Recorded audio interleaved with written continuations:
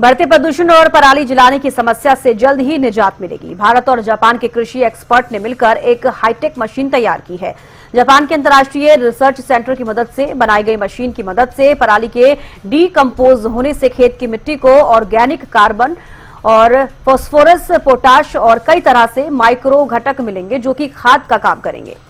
CSSRI के निदेशक doctor RK Yadav ने हरियाणा न्यूज से खास बातचीत भी की। इन दिनों प्रदूषण का मुद्दा सबसे ज्यादा बड़ा माना जा रहा है। प्रदूषण से निजात मिलती हुई दिखाई नहीं दे रही और जब प्रदूषण की बात आती है उसके साथ नाम जुड़ता है फसल अवशेष जलाने का, पराली जलाने का। लेकिन पराली जलाने के विकल्प जो हैं ढूंढे जा रहे हैं कि पराली जलाने की जरूरत ना पड़े। ऐसी एक तकनीक जो है CSIR द्वारा जो है उस पर काम किया जा रहा है। हमारे साथ डॉक्टर साहब हैं, उनसे बात कर लेते हैं। सर, कैसे क्या टेक्निक है, कौन सी ऐसी मशीन है जिससे जो एक बड़ा विषय है कि पराली ना जलाई जाए, उससे किस तरह से प्रबंधन कर सकते हैं? विकल्प किसान को बताए जाएं जिससे कि पराली खेत से बाहर ना जाए जी। उसके लिए कुछ मशीनें पहले भी उपलब्ध हैं जी।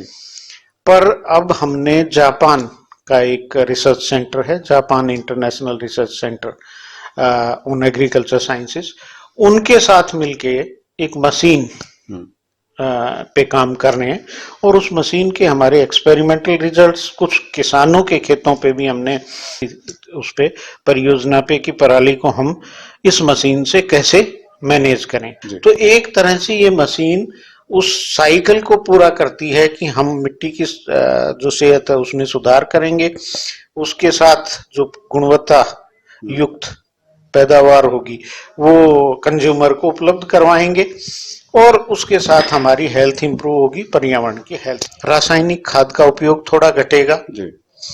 जब वो घटेगा तो किसान की लागत कम होगी जी, तो किसान को वो फायदा होगा।